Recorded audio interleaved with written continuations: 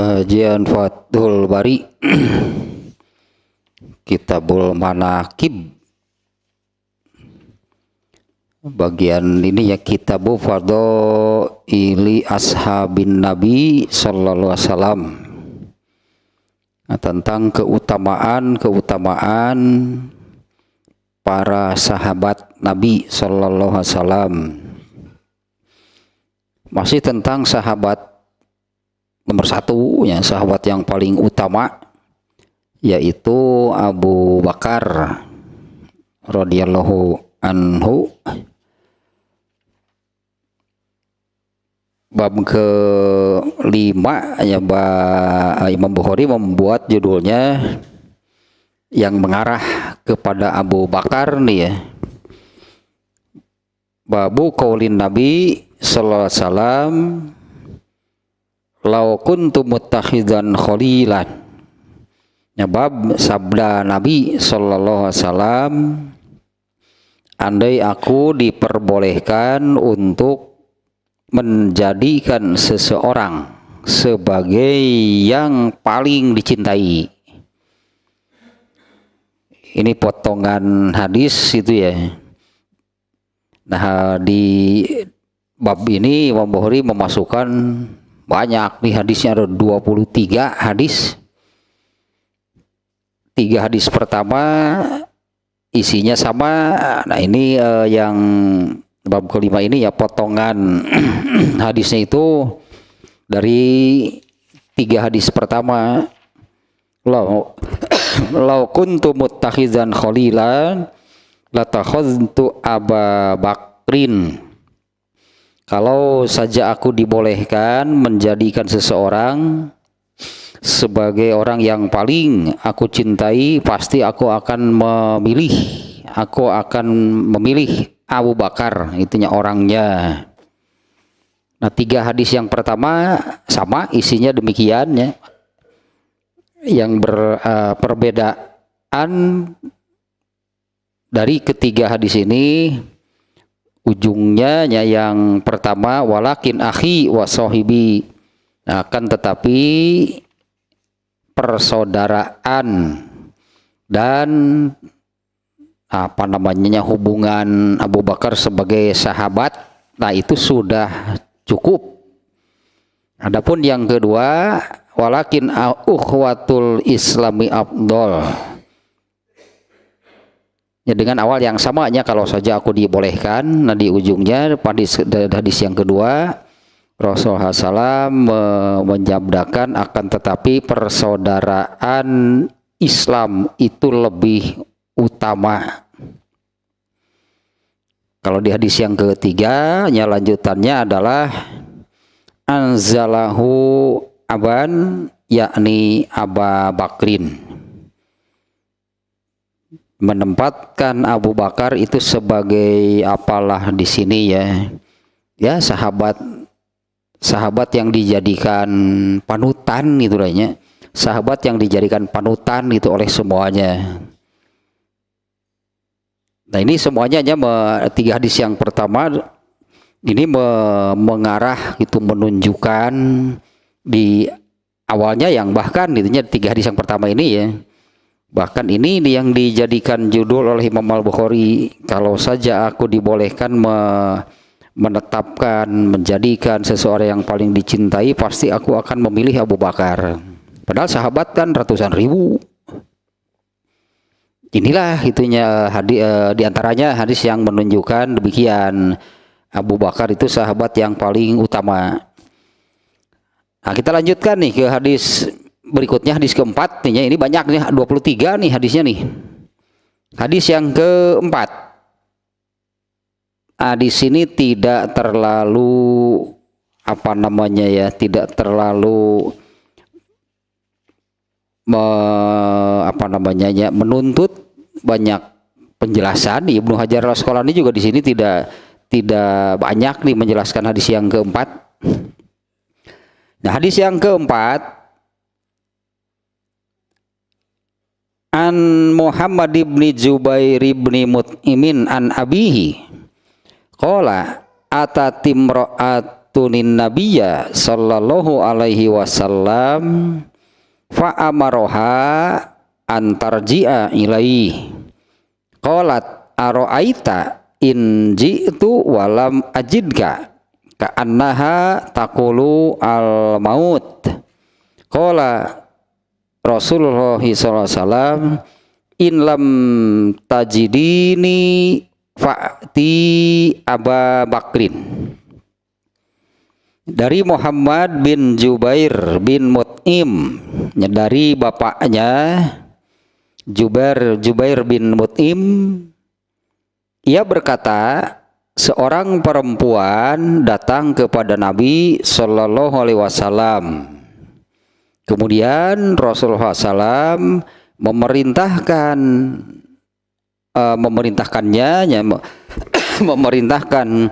perempuan tersebut agar kembali lagi.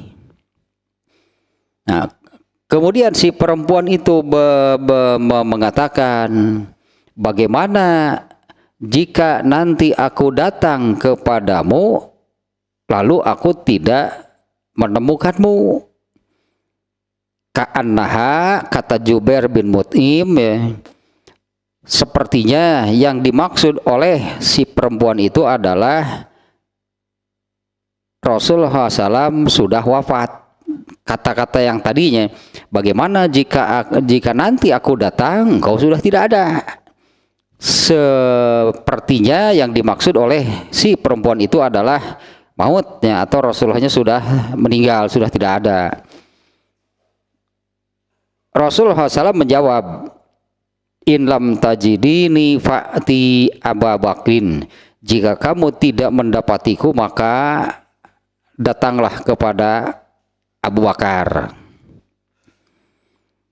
Nah, ini juga menunjukkan gitu ya, menunjukkan Rasulullah SAW itu menunjukkan sahabat terbaik. Ya, Rasulullah itu menunjukkan kepada si perempuan tadi gitu ya, sahabat terbaik, karena si perempuan ini kan datangnya kepada Rasulullah. Nah, ketika Rasulullah mengatakan demikian, nanti kamu kembali lagi, si perempuan itu bertanya, bagaimana kalau ternyata ketika aku datang kau sudah tidak ada? Maka Rasulullah SAW menunjuk kepada yang terbaik. Ya, di sini Rasulullah SAW menunjukkan gitu ya kepada Abu Bakar. Hanya ada sedikit nih penjelasannya dari Ibnu Hajar al-Asqalani. Ya, yang pertama, Ibnu Hajar al-Asqalani tidak mendapatkan nama dari si perempuan yang datang kepada Rasulullah SAW. Jadi hadisnya tadi Jubair bin Mut'im mengatakan ada seorang perempuan datang kepada Rasulullah SAW.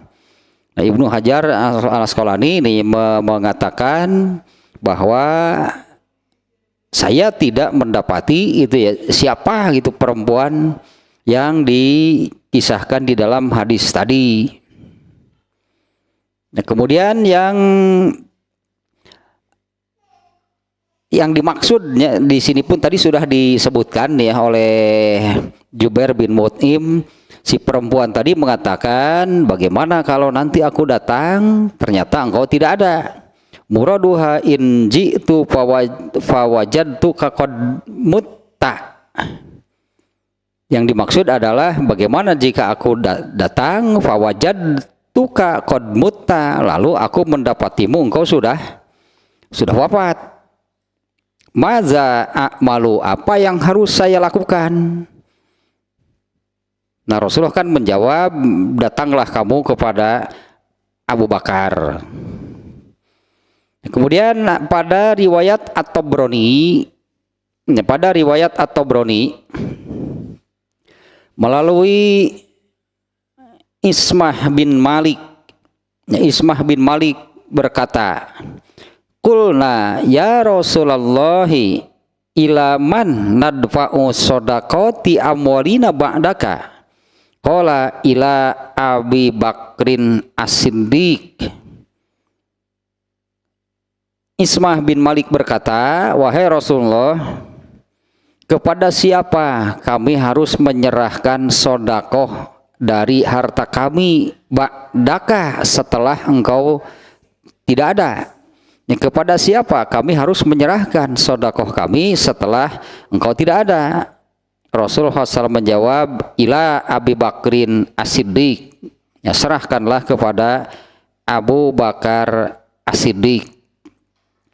Kemudian satu lagi riwayat Al-Ismaili. Ini dari Sahal bin Abu Khaisamah.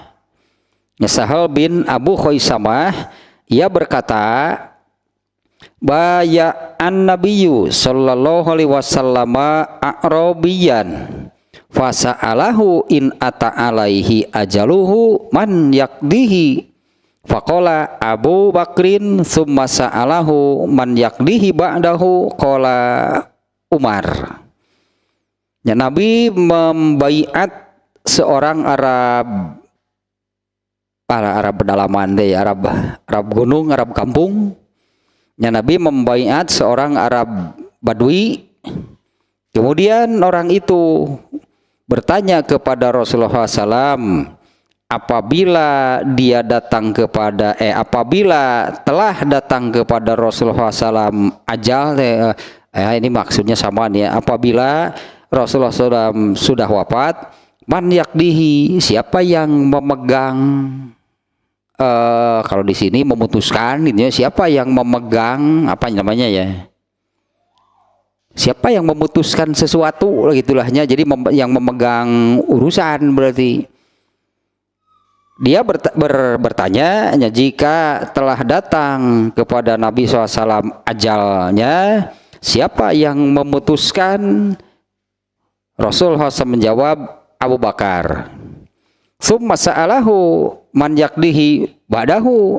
Kemudian dia bertanya lagi, setelah itu, artinya kalau setelah Abu Bakar tidak ada, nah siapa lagi yang akan memutuskan? Rasulullah menjawab, Umar. Itu yang Rasulullah menjawabnya, Umar bin Khattab. Nah, hanya demikiannya penjelasan dari Ibnu Hajar Al-Asqalani ini tentang hadis yang keempat, ya, di mana isinya hadis yang keempat ini apa namanya, suksesi lah gitu ya, suksesi.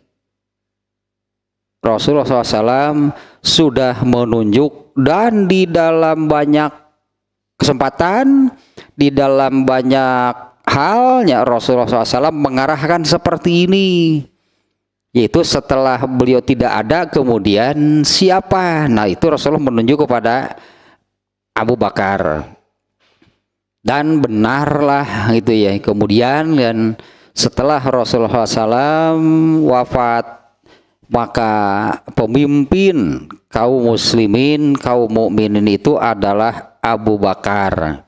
Ya, yang dikenal dengan bahwa Abu Bakar itu adalah khalifah pertama. Nah, di dalam Islam gitu ya, apa namanya, aturannya gitu ya, aturannya gitu, ketetapannya, yang menjadi pemimpin itu adalah yang terbaik. Nah, sebetulnya kan ini bukan hanya di dalam Islam kan, dimanapun lah gitu ya. Sekarang ini kan dengan sebutannya dengan cara demokrasi juga pemilihan umum. Pemilihan umum itu artinya kan akan memilih. Nah, hanya kan menurutnya suara terbanyak, artinya menurut suara terbanyak, ya inilah yang terbaik. Nah, inilah yang terbaik.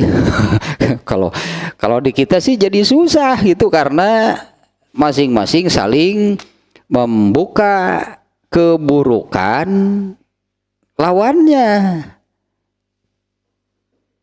Saling membuka keburukan itu apa namanya, calon-calon yang lain, kan semuanya jadi terbuka keburukannya, jadi pilihan.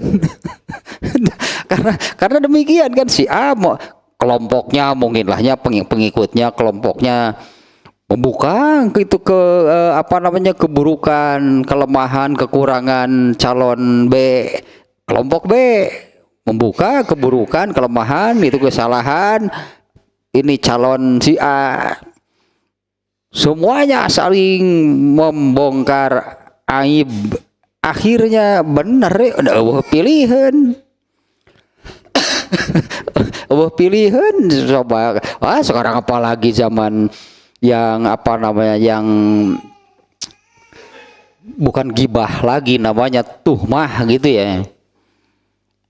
Kalau gibah itu kan mengungkap, membuka gitu kan keburukan orang lain yang sesuai kenyataan.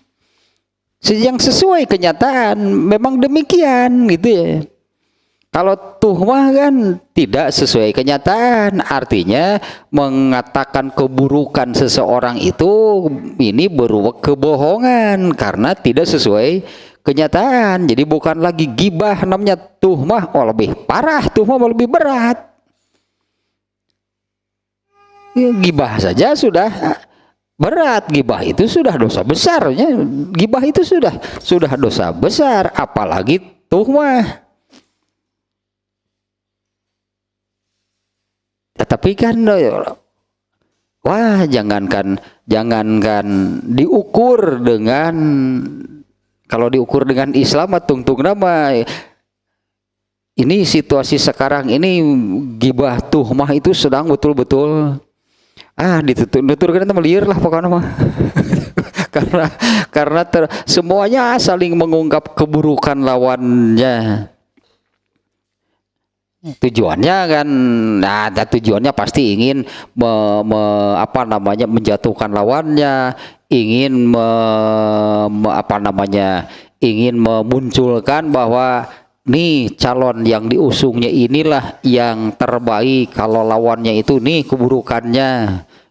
Padahal pihak lawannya juga sama, memunculkan gibah dan tuhmah, semuanya untuk kekuasaan.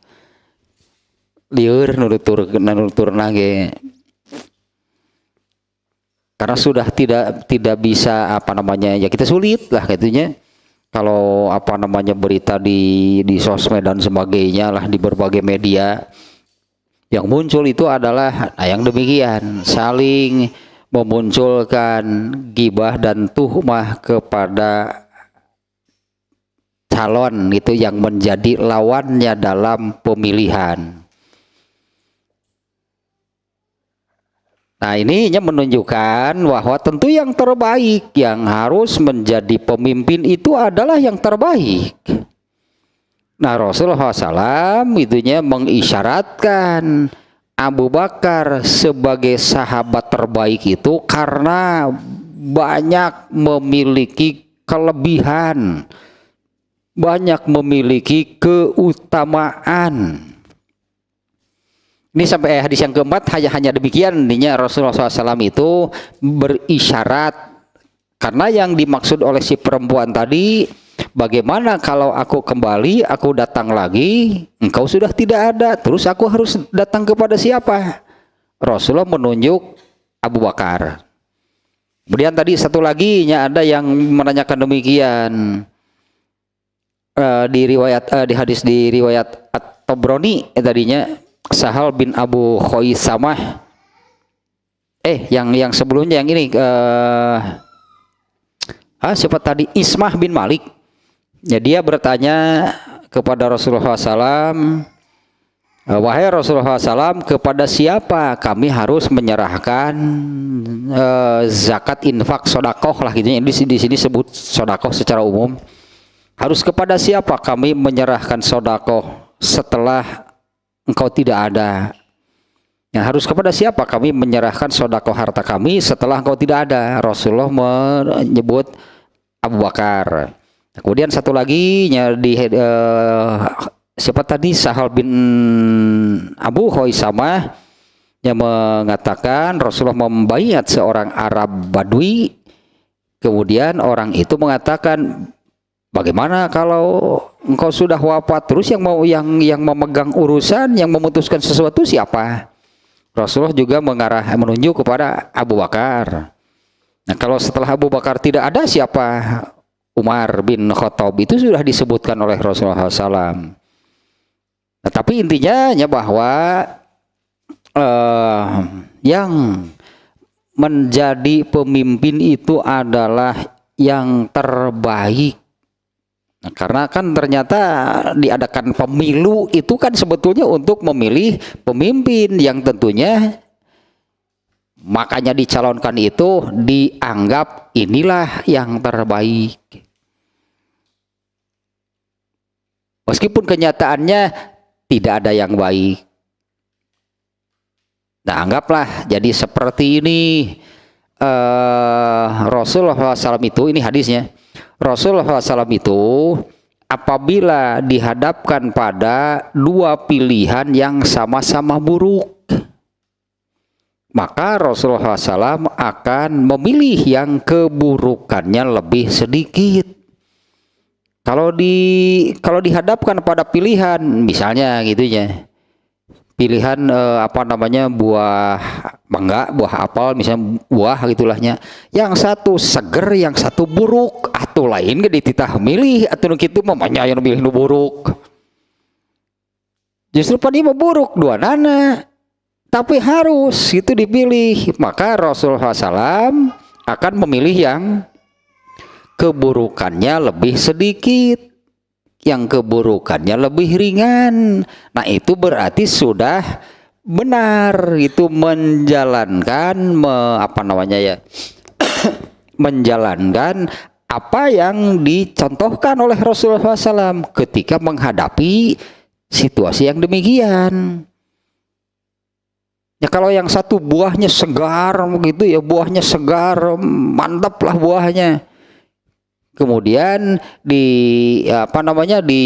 disandingkan dengan yang busuk, lalu kita disuruh memilih tekudu nyakola atau gitu mah sebutan atau tekudu sakola gitu mah tekudu boga ilmu lah. Pasti akan memilih yang seger kan buahnya. Tapi kalau dua-duanya busuk, tah eta nu kudu apal mah harus punya ilmu mana dari kedua buah tersebut yang keburukannya, yang busuknya lebih sedikit, lebih ringan. Artinya harus harus punya ilmu berarti. Ya, kalau diperintah disodorkan pilihan gitu, mau milih yang mana? Yang satu seger, yang satu busuk. Itu kudu sakola ada budak leutik bisa kan. Tapi kalau dua-duanya tidak yang baik, artinya ya dua-duanya ada kekurangan, ada kebusukan, ada kelemahan, ada kekurangan, ya pilihlah yang lebih sedikit. Artinya itu sudah benar mengikuti apa yang dilakukan, apa yang dicontohkan oleh Rasulullah. Kalau menghadapi situasi demikian, itu dapat pahala, berarti itu yang lebih penting lah, itu dapat pahala karena seperti itulah Rasulullah mencontohkan. Jadi tidak sembarangan langsung lakukan baiklah daduan lagi buruk nu mana weh, jangan. Berarti lihat itu yang keburukannya lebih ringan. Nah, itu sudah mengikuti Rasulullah SAW. Di mana beliau itu jadi disebutkan demikian. Apabila menghadapi atau apabila dihadapkan itu pada dua pilihan yang sama-sama buruk, tapi harus artinya diambil salah satu, maka Rasulullah SAW akan memilih yang keburukannya lebih ringan.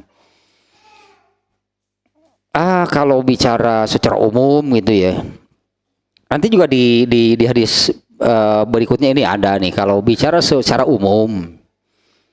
Dalam arti secara umum itu semua manusia selain Nabi pastilah ada kekurangan. Pastilah gitunya punya kesalahan, pasti punya kelemahan. Nah, tapi dibandingkan dengan semua sahabat, ternyata kan keutamaan Abu Bakar itu begitu banyak dan menonjol disebutnya. Keutamaan Abu Bakar ini sangat menonjol nih, dibandingkan dengan sahabat yang lain. Nah, maka Rasulullah SAW mengarahkan itu ya, menunjuk Abu Bakar ketika nih si perempuan tadi menanyakan, kalau nanti aku datang lagi engkau sudah tidak ada, terus saya harus kepada siapa? Maka Rasulullah sudah menyebutkan datang kepada Abu Bakar. Nah, isyarat-isyarat yang demikian itu banyaknya dalam beberapa hal, di beberapa kesempatan itu Rasulullah SAW mengarahkan kepada Abu Bakar lah sebagai suksesinya, sebagai penggantinya yang memegang urusan kaum mukminin setelah beliau tidak ada. Dan tentunya Rasulullah kan tidak akan menunjuk sembarangan. Rasulullah tidak akan menunjuk sembarangan, tidak secara random, pokoknya mau kasawe lah. Nah, tidak demikian. Rasulullah memilih yang terbaik.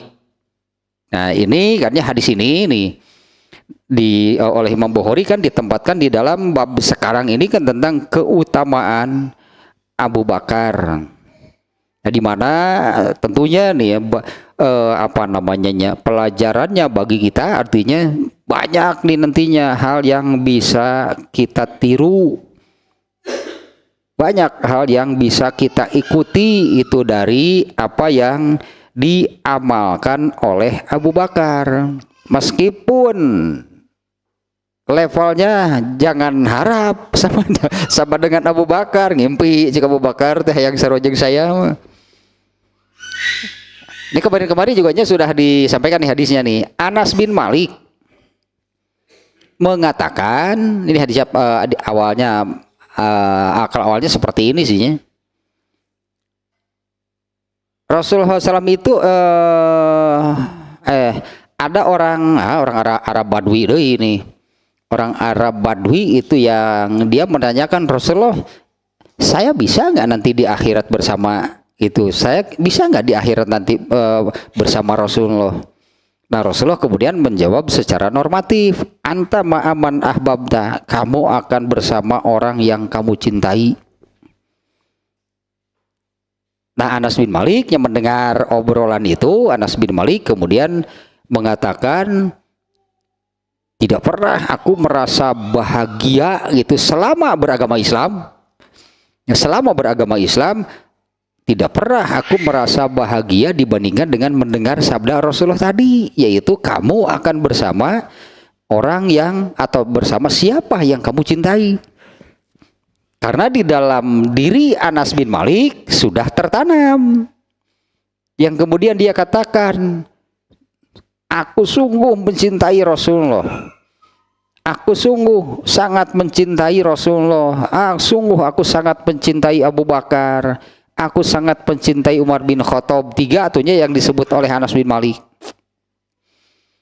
Dan aku berharap, nah karena kecintaannya ya, karena mencintai mereka nih, dan aku berharap nanti pada hari kiamat Allah mengumpulkan aku bersama mereka, meskipun aku tidak beramal seperti mereka. Artinya jangan bandingkan amalku dengan amal ketiga orang ini. Wah, babak belur itu. Kalau harus selevel, wah mana bisa. Anas bin Malik sudah tahu diri kalau harus dibandingkan dengan mereka. Tapi kan Rasulullah tadi menyabdakan demikian. Dan hadis itu bukan hanya untuk sahabat. Rasulullah menyabdakan demikian bukan hanya untuk sahabat, untuk seluruh umat Islam. Kamu akan bersama siapa yang kamu cintai. Nah, Anas bin Malik seolah-olah memberi contoh, aku sangat mencintai Rasulullah, mencintai Abu Bakar, mencintai Umar bin Khattab. Dan aku berharap nanti di akhirat dikumpulkan bersama mereka. Siapapun boleh demikian, bukan hanya Anas bin Malik. Nah, kalau kita jangankan ke Abu Bakar, ke Anas bin Malik saja. Aku berharap dikumpulkan bersama Rasulullah, bersama Abu Bakar, sementara amal kita dibandingkan dengan Anas bin Malik saja. Ini secara umum ya, Ini sudah atau belum itu hadis yang ini nih. Janganlah sekali-kali kamu mencaci, memaki, menjelek-jelekan sahabat yang manapun lah. Apalagi ini Abu Bakarnya, justru beliau inilah sahabat yang paling utama. Ini secara umum sahabat itu ratusan ribunya jumlahnya. La tasubbu ashabi, janganlah kalian mencaci, menjelek-jelekan gitulahnya, memaki-maki sahabat-sahabatku. Di antara alasannya kemudian Rasulullah menyebutkan seperti ini. Kalau kalian sodakoh dengan emas sebesar gunung Uhud, gunung Uhud itu besar. Bukan hanya bukit satu gitunya. Gunung Uhud itu bukan hanya bukit satu sagunuk bahasa Sunda masak itu bukan. Gunung Uhud mau panjang 8 km. Tingginya sekitar 100-an meter lebih lah. Kalau itu semuanya berupa emas, coba berapa? Sagram wae mahal. Sementara ini sebesar gunung Uhud. Nah, Rasulullah menyabdakan kalau kalian sodakoh dengan emas sebesar gunung Uhud, timbangan amal kamu tidak akan sama, tidak akan menyamai timbangan amal mereka, bahkan setengahnya pun enggak. Kan bisa dibayangkan kalau kita membandingkan amal kita dengan sahabat,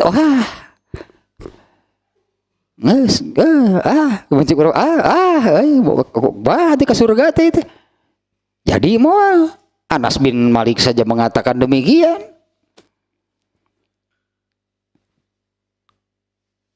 Tapi kita boleh gitu, karena sabda Rasulullah tadinya bukan hanya untuk sahabat. Ucapan atau sabda Rasulullah itu untuk semua orang Islam. Kamu akan bersama siapa yang kamu cintai. Nah, Anas bin Malik memberi contoh. Tidak pernah aku merasa gembiranya selama beragama Islam dibandingkan dengan mendengar sabda Rasulullah tadi. Kamu akan bersama siapa yang kamu cintai. Ya, karena di dalam diri Anas bin Malik sudah tertanam kecintaan kepada Rasulullah, kepada Abu Bakar, kepada Umar bin Khattab. Sehingga Anas bin Malik mengatakan, aku mencintai mereka dan aku berharap, nah ini boleh siapapun boleh, tidak salah. Kalau di dalam dirinya ada keinginan, ada harapan seperti Anas bin Malik, di akhirat nanti dikumpulkan bersama Rasulullah, mau nggak? Itu kan ya, mau nggak nanti di akhiratnya dikumpulkan bersama Rasulullah, Abu Bakar, Umar bin Khattab? Mau? Oh, boleh, bisa berarti.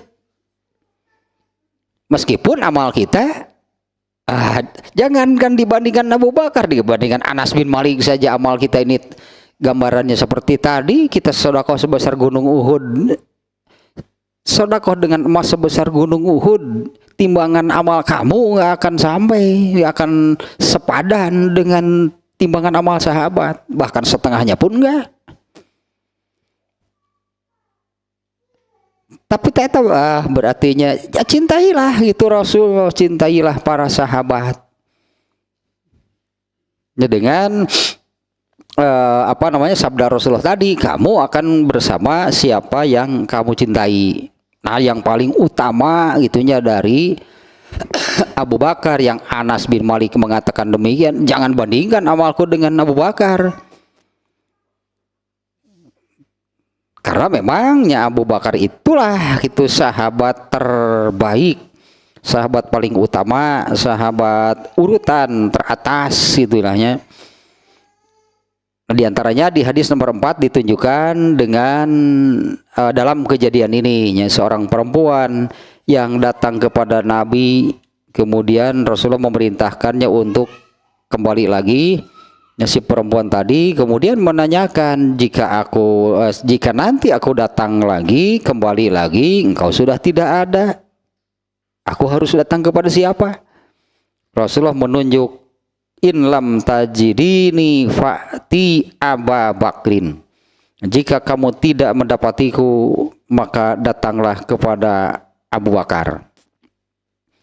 Nah, kurang lebih demikianlahnya ditambah tadi ada hadis riwayat At-Tabrani dan hadis Ismaili ya, dengan redaksi yang berbeda, kejadiannya juga berbeda, tapi kurang lebih isinya sama, yaitu Rasulullah SAW menunjuk Abu Bakar. Hadis yang kelima. Hadis yang kelima ini juga pendek nih. An Hammamin qala sami'tu Ammaron yaqulu ra'aitu Rasulullahi sallallahu alaihi wasallam wa ma ma'ahu illa khamsatu a'budin wa mra'atani wa Abu Bakrin. Dari Hammam dia berkata, aku mendengar Ammar, ini sahabatnya gini ya, dari Ammar bin Yasir. Aku mendengar Ammar bin Yasir berkata, aku melihat Rasulullah SAW dan tidak ada orang, ini terjemah harfiahnya ya, dan tidak ada orang yang bersama beliau kecuali 5 orang hamba sahaya, 2 orang perempuan dan Abu Bakar. Disebut di sini nih Abu Bakar. Sekali lagi ini pendek demikian di redaksinya. Ammar bin Yasir mengatakan, aku melihat Rasulullah SAW dan tidak ada orang yang bersama beliau kecuali 5 orang hamba sahaya, 2 orang perempuan dan Abu Bakar. Nah, ini penjelasannya ya. Yang pertama, yang dimaksud oleh Ammar bin Yasir itu adalah orang yang pertama masuk Islam. Yang tadinya orangnya ya. Dan bukan sekedar yang pertama masuk Islam, tapi yang berani menunjukkan keislamannya. Nah, inilah orang-orang pertama gitulahnya yang berani menunjukkan keislamannya. 5 orang hamba sahaya, 2 orang perempuan dan Abu Bakar. Nah, sekarang penjelasannya nih dari Ibnu Hajar Al-Asqalani. 5 orang hamba sahaya itu, nah ini 5 orang nih. Kalau tadi ada perempuan kan, di hadis yang sebelumnya ada seorang perempuan datang kepada Rasulullah. Ibnu Hajar Al-Asqalani mengatakan, aku tidak mendapatkan siapa gitu nama si perempuan tadi. Nah, kalau di sini Ibnu Hajar Al-Asqalani ini menerangkan 5 orang hamba sahaya yang disebutkan di hadis itu adalah 1 Bilal. Kemudian yang kedua Zaid bin Harithah. 3 Amir bin Fuhairoh. Nah, 3 orang nih yang disebut. Nah, di mana ketiganya ini adalah hamba sahaya yang dimerdekakan oleh Abu Bakar. Nah, Bilal misalnya, ini terkenal kan kisah Bilal yang disiksa oleh pemiliknya, oleh tuannya dengan siksaan yang sangat berat. Dijemur gitu di tengah di tengah padang pasir. Dijemur di tengah padang pasir sambil ditindih dengan batu yang besar dan terus dipaksa untuk keluar dari Islam. Karena Bilal berani, Bilal menunjukkan keislamannya. Sementara dia ini sebagai seorang hamba sahaya. Si pemiliknya tidak setuju Bilal masuk Islam. Dan kenapa dia disiksa seberat itu? Karena Bilal itu ternyata itu melakukan sesuatu yang mencoreng kehormatan pemiliknya. Setelah Bilal masuk Islamnya, Bilal melakukan sesuatunya yang mencoreng itu kehormatan pemiliknya, yaitu Bilal melumuri berhala dengan kotoran. Marahnya besar karena hukum adat, hukum jadi agama jahiliyah gitulah, hukum adat atau hukum agama mereka bahwa apabila terjadi demikian maka si pemiliknya ini didenda dengan uang yang dalam jumlah yang cukup besar. Kebobolan dah pemiliknya itu karena dia harus, karena itu yang sudah jadi aturan. Si tuannya, si pemiliknya ini harus mengeluarkan jumlah uang yang besar sehingga pemiliknya ini marah besar kepada Bilal dan disiksa lah dengan siksaan yang sangat berat. Dipaksa terusnya, tapi jawaban Bilal, bahkan ketika Bilal itu sudah hampir tidak bisa berkata-kata, hanya ketika dipaksa Bilal hanya menjawab ahad, ahad. Gitu jawabnya hanya satu kata, ahad, ahad, yang artinya tidak akan keluar itu dari agama Islam yang sudah dianutnya. Nah, ketika sedang disiksa demikian, terlihat oleh Rasulullah dan Abu Bakar. Rasulullah yang memerintahkan kepada Abu Bakar, beli kemudian bebaskan. Dan ya Abu Bakar lah kemudian yang membeli Bilal, tapi membelinya kan bukan untuk dimiliki sebagai hamba sahayanya. Dibeli itulah ditebus itu dari pemiliknya kemudian dibebaskan. Nah ini 3 orang hamba sahayanya, tadi di hadisnya sebut 5. Nah yang 3 ini, 1 Bilal, 2 Zaid bin Harithah, yang ketiga Amir bin Fuhairoh. Nah adapun yang 2 lagi, nah, kalau yang 3 tadi ini tidak ada perbedaan pendapat di antara para ahli, para ulama, para ahli tarikh atau sejarah Islam lah gitu ya. Dari yang 5 itu, kalau yang 3 nama tadi yang disebut, nah itu tidak ada perbedaan pendapat. Bilal, Zaid bin Harithah, kemudian Amir bin Fuhairoh. Nah adapun 2 orang lagi, ya, ada yang mengatakan yang orang keempat adalah Abu Fakihah. Yang keempatnya Abu Fakihah. Ini berdasarkan riwayat At-Tabrani. Nah, di mana Abu Fakihah juga sama ini mengalami seperti yang dialami oleh Bilal. Dia itu orang yang disiksa kemudian ditebus oleh Abu Bakar juga nih kepada pemiliknya, kemudian dimerdekakan. Jadi dibelilah, ditebusnya, bukan untuk dimiliki sebagai atau menjadi hamba sahayanya. Abu Bakar membeli atau menebusnya itu sengaja untuk dimerdekakan. Nah yang orang yang keempat ininya Abu Fakihah. Nah adapun orang kelima, nah ini orang kelima yang ada beberapa lah gitu, ada beberapa pendapat lah ya. Tapi yang dipilih oleh Ibnu Hajar Al-Asqalani itu seorang hamba sahaya ini kan ya, yang kelima, yaitu orang yang bernama Syakron. Ada juga yang menyebut Ammar bin Yasir. Ini nih yang menceritakan hadis ini Ammar nih, Ammar bin Yasir. Tapi Ibnu Hajar Al-Asqalani yang lebih memilih seorang hamba sahaya yang kelima itu adalah Syakron, itu namanya. Nah kemudian yang ke apa namanya tadi hadisnya nih ya, 2 orang wanita. Nah 2 orang wanita, 2 orang perempuan gitu ya, 5 orang hamba sahaya, kemudian 2 orang perempuan.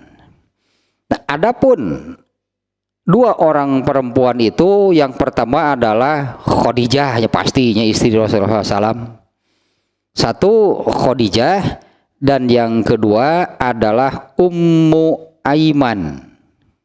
Yang keduanya juga di sini ada perbedaan Ummu Aiman atau Samiyah. Jadi yang satu lagi entah Ummu Aiman atau Samiyah gitu ya. Nih yang satu Khadijah itu pasti. Nah, perempuan yang keduanya siapa gitunya? Ada yang menyebut Ummu Aiman, ada juga yang menyebut Samiyah. Ada juga yang menyebut dari dua orang itu, satu orang lagi selain Khadijah adalah Ummul Fadl, yaitu ibunya Ibnu Abbas. Kayaknya yang ada perbedaan pendapat itu jadi perempuan keduanya siapa? Yang pertama Khadijah itu nggak ada perbedaan pendapatnya.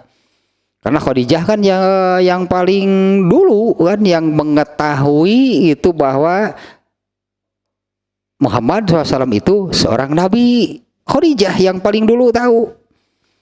Ketika setelah mendapat wahyu yang pertama, Khadijah yang membawa Rasulullah menemui kakak sepupunya yang beragama Nasrani, seorang pendeta yang taat, yaitu Waraqah bin Naufal. Waraqah bin Naufal itu sepupunya Khadijah. Kan diterangkanlah oleh Waraqah bin Naufal yang intinya bahwa kamu ini sekarang seorang nabi. Intinya Waraqahnya yang memberitahu. Rasulullah sendiri kan nggak tahu. Ketika malah mengalami kejadian di Gua Hira, Rasulullah malah kebingungan, ketakutan sampai menggigil. Ya, Rasulullah tidak paham gitu, tidak mengerti apa yang terjadi. Itulah apa namanya efeknya. Rasulullah malah semakin kebingungan, ketakutan. Dibawalah oleh Khadijah menemui seorang pendeta. Waraqah itu sepupunya, di mana Waraqah itu dikenal itu sebagai pendeta yang suka menerjemah Injil dengan bahasa Arab. Waraqah ternyata yang tahu bahwa kamu seorang nabi. Nah, Khadijah kan ada di situ. Daripada Abu Bakar ya Khadijah kan yang paling dulu beriman itu ya Waraqah. Sebetulnya yang paling dulu beriman itu Waraqah. Waraqah yang mengatakan demikian, kamu seorang nabi. Hati-hati. Nah, itu Waraqah malah menasehati Rasulullah kan, hati-hati. Karena kamu kalau tidak dibunuh minimal diusir oleh kaummu sendiri. Kalau aku masih diberi umur itu oleh Allah, aku akan membantumu semampu yang aku bisa. Ternyata Waraqahnya dalam hitungan hari meninggal. Nah, Khadijahnya yang paling dulu beriman mendengar kata-kata Waraqah, kamu seorang nabi. Pasti aku membantu semampu yang aku bisa. Nah, yang satu lagi perempuannya ada yang mengatakan Ummu Aiman. Ini sahabat perempuan cukup terkenal nih, Ummu Aiman. Kemudian Samiyah, ada juga yang menyebut Ummul Fadlnya, yaitu ibunya Ibnu Abbas. Nah, kemudian dari yang disebut tadinya 5 orang hamba sahaya, 2 orang perempuan, Abu Bakar. Nah, ternyata bukan hanya sekedar sebagai orang-orang yang paling dulu masuk Islam, tapi yang dimaksud oleh Ammar itu adalah orang-orang yang man azharo islamahu. Contohnya Bilal. Dia memproklamirkan diri ikut agama Rasulullah SAW. Dia secara terang-terangan dengan resiko benarlah kemudian kan mengalami penyiksaan yang sangat berat. Dan bukan hanya Bilalnya, mayoritas kecuali Abu Bakar. Kalau Abu Bakar itu orang terhormat gitulahnya, orang terhormat, sangat dihormati Abu Bakarnya di Mekah ternyata gitu ya. Mungkin masih ingat ini nih, kita Ya aduh kamari kan hadisnya tentang yang ini, tentang hijrahnya Rasulullah SAW. Ini bagian ininya saja nih ya. Ini terlihat nih dari sini nih, bahwa Abu Bakar itu sangat dihormati. Itunya di apanya di Mekah. Sebentar nih hadisnya yang ini nih.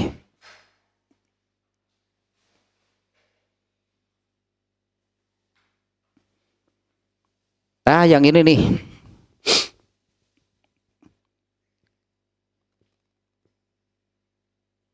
Ketika kaum muslimin mendapat ujian, yaitu tadinya mendapatkan perlakuannya sangat buruk lah gitunya, diintimidasi, bahkan penyiksaan secara fisik.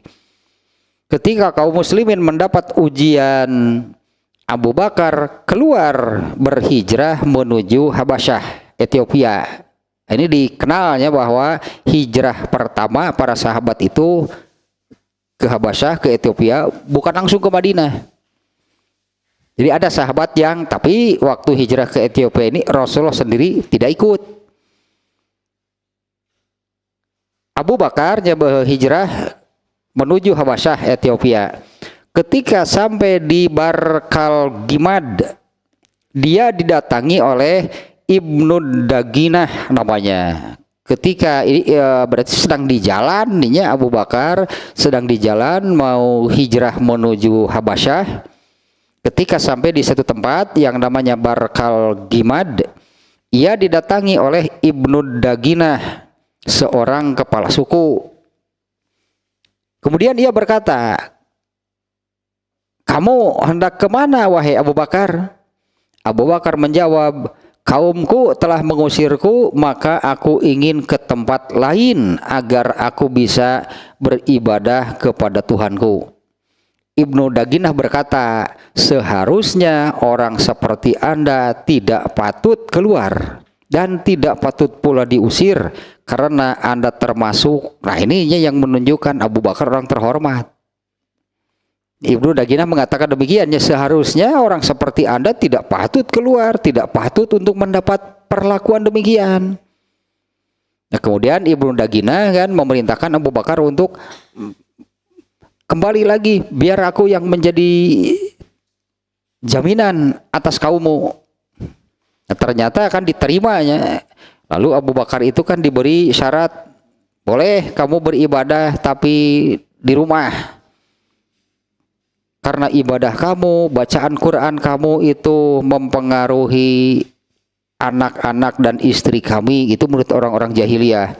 Mereka takut terbawa oleh Abu Bakar. Ininya menunjukkan nih ya, Abu Bakar itu orang yang terhormat, itu terpandang. Sampai Ibnu Daginah tadi mengatakan demikian ya. Nah, kembali ke hadis ini nih. Nah, di antara orang-orang yang pertamanya memproklamirkan bahasanya, memproklamirkan diri sebagai Muslim, orang yang beragama Islam saat itu ya. Padahal kata siapa tadi, kata Warokoh saja, jangankan umatnya, nabinya sendiri mengalami demikian. Warokoh sudah mengingatkan, hati-hati kamu, karena kamu akan, kalau tidak dibunuh pasti kamu diusir. Ternyata kan benar kan, kaum musyrikin, orang-orang kafir di Mekah itu kan sudah merencanakan pembunuhan, ya sudah merencanakan mau membunuh Rasulullah SAW. Dalam satu pertemuan mereka yang merencanakan itu pembunuhan Rasulullah SAW, hanya kan Rasulullah SAW itu disebutnya kan di bawah naungan, di bawah jaminan Abu Thalib. Abu Thalib bukan orang sembarangan. Abu Thalib itu kan keluarganya Abdul Muthalib. Abdul Muthalib itu ketika masih hidup itulah pemimpin seluruh kaum di Mekah. Abu Thalib pemimpinnya. Abdul Muthalib. Abdul Muthalib meninggal, kepemimpinan dipegang oleh anaknya Abu Lahab. Nah, Abu Thalib berarti kan adiknya kakaknya gitunya dari Abu Lahab, dan Abu Thalib memberikan jaminan bagi Rasulullah SAW.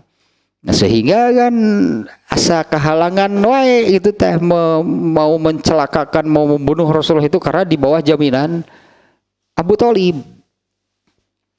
Tapi akhirnya kan mereka bersepakat mengadakan pertemuan untuk membunuh Rasulullah SAW.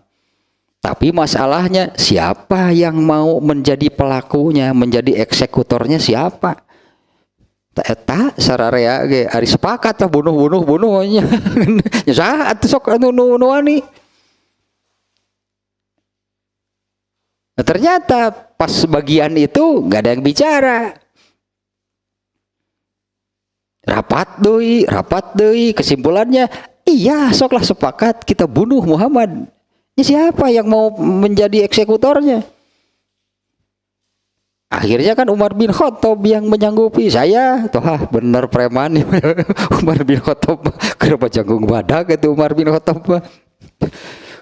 Umar bin Khattab memang perawakannya tinggi besarnya, sampai ada yang mengatakan begini nih, menggambarkan tinggi besar Umar bin Khattab kalau disebutnya kalau berbaris gitu, kalau berbaris dengan yang lain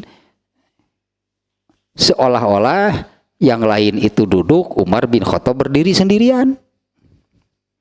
Jangkung badak Umar bin Khattab. Dan wah ya iyalah soal ya namanya keberaniannya gitu ya. Umar bin Khattab kan yang menyanggupi. Tapi ketika Umar bin Khattab menyanggupi, ada yang mengejek. Kamu mau membunuh Muhammad, adik kamu sendiri sudah ikut, sudah jadi pengikutnya, sudah masuk agamanya. Umar bin Khattab marah, kemudian pergi meninggalkan pertemuan itu menuju rumah adiknya yang disebutkan sudah masuk Islam. Begitu masuk, adiknya sedang baca Quran. Benar sudah masuk Islam. Nah, ayat apalah saya lupa lagi anggar teh ayat eta teh pohodei teh. Ayat yang dibacakan oleh adiknya yang meluluhkan Umar bin Khattab ketika mendengar ayat yang dibacakan oleh adiknya. Begitu masuk ke rumah adiknya sedang baca Quran, ada ayat yang terdengar. Nah, dengan ayat itu Umar bin Khattab masuk Islam. Tapi asalnya mau gaplokan heula tuh. Adiknya itu dipukuli sampai berdarah. Adiknya perempuan, suaminya sama. Suaminya juga kena damprat, kena pukul Umar bin Khattab. Kemudian bertanya, di mana Muhammad? Lalu bertanya ke sana kemari, Rasulullah itu ternyata disembunyikan ya. Disebutnya di Darul Arqam, dan dijaga gitu. Itu dijaganya keberadaan Rasulullah itu dijaga.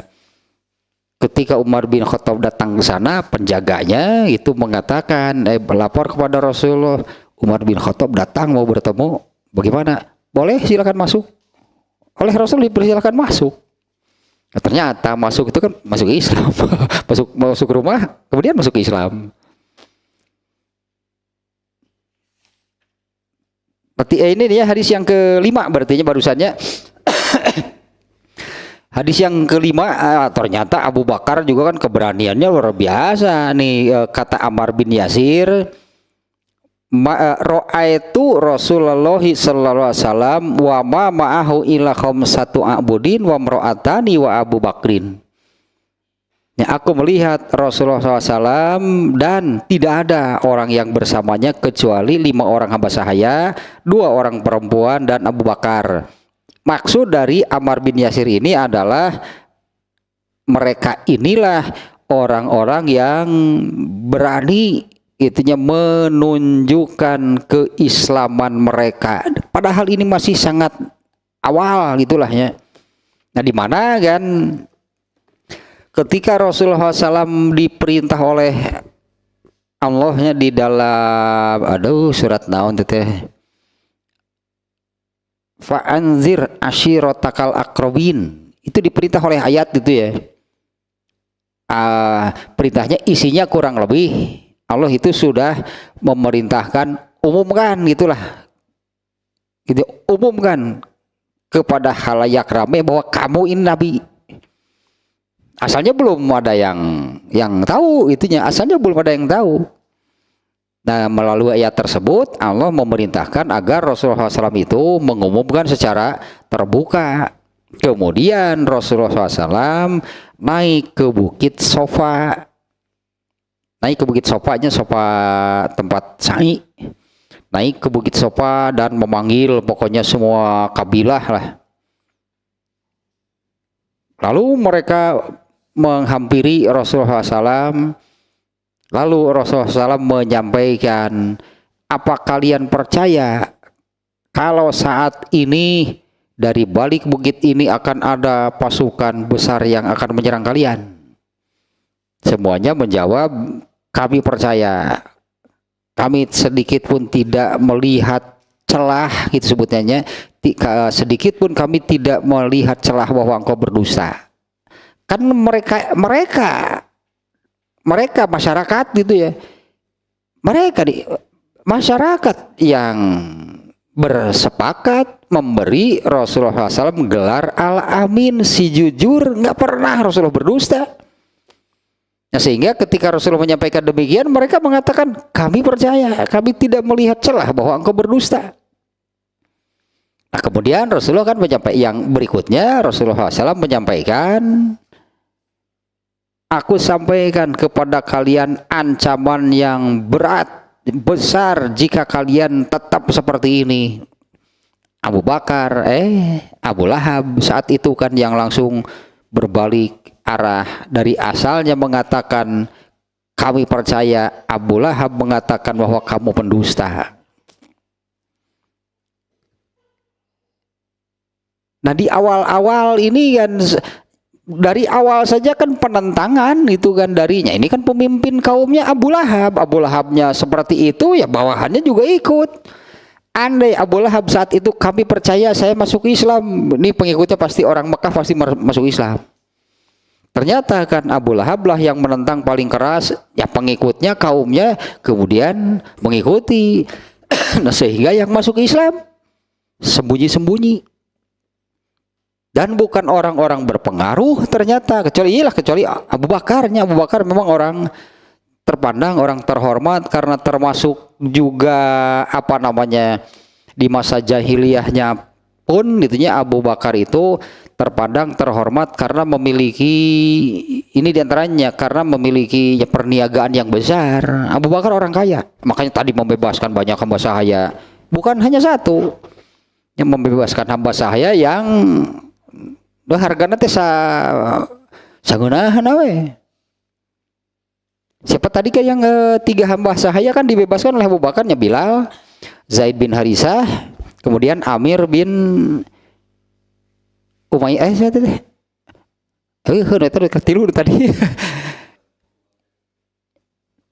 Itu pemiliknya minta tebusan yang besar. Sangat tewas. Sok wanita 3 M. Aduh. Sok wanita 3 M hiji. Rasulullah memerintahkannya. Makanya nih di hadis yang keberapa nih nanti ya? Tadi mananya yang bahwa nanti di hadis yang ke-6 yang menyebutkan bahwa Abu Bakar menolongku binafsihi wa malihi, dengan jiwa dan hartanya. Inilah yang kemudian itu menjadikan Abu Bakar menjadi yang terdepan, menjadi yang paling utama, menjadi yang paling istimewa, karena pengorbanan untuk menolong Rasulullah SAW itu paling besar, bukan hanya dengan hartanya, tapi bi nafsihi wa malihi. Nantilah di hadis yang ke-6 tuh ya. Ini diantaranya yang menjadikan Abu Bakar itu sahabat yang paling utama. Nah, Abu Bakar itunya dihormati gitu karena ya itulah termasuk pebisnis sukses. Nah, yang kemudian Abdurrahman bin Auf nih, Abdurrahman bin Auf ini rekan bisnisnya. Abdurrahman bin Auf itu rekan bisnisnya Abu Bakar. Nah, Abu Bakar lah yang mengajak Abdurrahman bin Auf masuk Islam. Yang kemudian katanya Abdurrahman bin Auf-nya yang kemudian dikenal. Abdurrahman bin Auf ini yang kemudian dikenalnya, dialah yang memberikan harta paling besar itu untuk perjuangan Rasulullah SAW. Itu kan yang dikenal Abdurrahman bin Auf itu kan konglomeratnya sahabat paling kaya dan yang paling banyak itu memberikan hartanya untuk perjuangan Rasulullah SAW. Tetapi rekan bisnisnya itu bukan orang sembarangan Abdurrahman bin Auf. Tapi ketika hijrah kan ditinggalkan semua yang dimilikinya di Mekah, datang ke Madinah, gak bakal uang sama sekali, modal dengkulnya kita menyebutnya modal dengkul. Abdurrahman bin Auf itu begitu datang ke Madinah, pasar di mana? Berangkat ke pasar, benghar deui. Itulah Abdurrahman bin Auf. Da kitu kieu jadi duit Abdurrahman bin Auf atuh. Korma buruk we jadi mahal. Korma buruk we jadi mahal, gede deui batina. Taslatahnya berarti dua hadisnya nomor 4 dan nomor 5, berarti ini cukup panjang nantinya ini kan ya, bab ke-5 nih. Intinya tentang keutamaan Abu Bakar. Adapun judulnya Babu Fadli Abi Bakrin, bab keutamaan Abu Bakar, itu di bab ke-4 dengan judul yang demikian. Adapun di bab ke-5 ini judulnya itu mengutip hadisnya, kalau aku dibolehkan menjadikan seseorang yang paling aku cintai. Ini yang dimaksudkan Abu Bakar gitu kan. Nah, ini hadis-hadisnya tentang keutamaan Abu Bakar dan hadisnya cukup banyak nih, ada 23. Teruslah baru 2 berarti tambahannya yang barusan hadis ke-4 yang Rasul sendiri yang mengarahkan kalau ada apa-apa nanti setelah aku tidak ada Abu Bakar. Nah kemudian yang ke-5 nih ternyata ya inilah keutamaan Abu Bakar. Dia salah satu, atau Abu Bakar itu gitu ya, menjadi orang pertama dari kalangan orang-orang merdeka atau bukan hamba sahaya. Kalau yang tadi kan yang 5 orang hamba sahaya. Nah kalau yang bukan hamba sahaya, orang pertama itu yang memproklamirkan dirinya sebagai muslim gitu di awal, dengan situasi yang sangat berat nih ya, bagi kalau mengakui saya muslim, wah berat situasinya.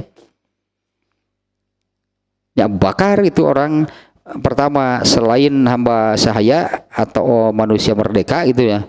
Abu Bakar lah orang yang pertama memproklamirkan dirinya sebagai seorang muslim. Padahal situasinya sangat berat.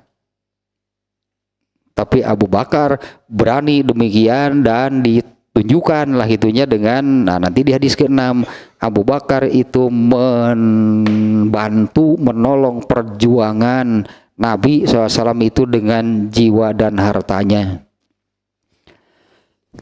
Teruslah baru tambah 2-nya nanti hadis yang ke-6 lumayan nih, agak panjang nih hadisnya, makanya nggak bisa sekarang nih.